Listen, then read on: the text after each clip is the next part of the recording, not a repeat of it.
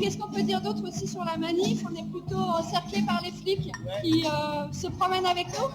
Ils ont sorti leurs plus beaux vêtements et leurs plus belles armes, grenades, lacrymo, flashball. Là, on se dirige vers la tour Lu. Non. Vers le château de Bretagne. Comme on a dit tout à l'heure, on prend le château. Voilà. Et il y a eu le passage à la préf qui est un petit peu tendu comme d'habitude, mais ah merde, il y a une charge là. Putain. Waouh. Il a perdu sa matraque. Charge ciblée. Quelle bande de connards. Qu'est-ce qu'ils font là? Oh la vache. Alors bon, là on va s'écarter un tout petit peu. Hein, ah putain. Pas comme ça. Putain, les grenades, merde.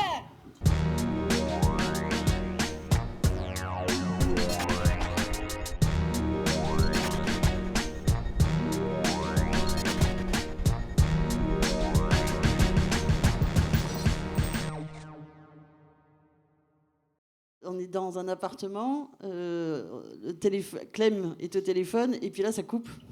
Et il y a ce moment de stupeur où on se dit, merde, est-ce qu'elle va bien, quoi. Et puis, il faut continuer, parce que on fait de la radio, et donc on continue. Et c'est hyper stressant, parce qu'on ne sait pas si elle va bien. Et on continue coûte que coûte. Il y a ce côté-là de la radio, c'est les auditeurs sont là, et on ne peut pas les lâcher, quoi. Bon. La radio, elle a... Dans la lutte, elle a un peu trois visages, je dirais. Elle est d'abord un outil pour lutter, et puis la radio de lutte devient une raison de réaliser, de créer. Donc on se met à faire de la radio parce qu'on a quelque chose à raconter. Et ensuite, cette réalisation, cette création, elle permet de vivre la lutte et la répression. Et voilà. Et la répression de toutes sortes, c'est-à-dire celle qui est au bout des matraques des flics, mais aussi la répression d'État, la répression au travail, la répression, la douleur, quoi. Nous, on a fait une radio éphémère aussi pendant l'assemblée des Gilets jaunes à Saint-Nazaire, et elles nous ont accueillis dans la Maison du Peuple, et il s'est dit des choses à ces micros qui se sont jamais dit. Et il y a vraiment des moments de grâce avec des personnes qui se sont installées, qui se sont assises, qui ont dit quelque chose, et elles l'ont dit une fois, pas deux.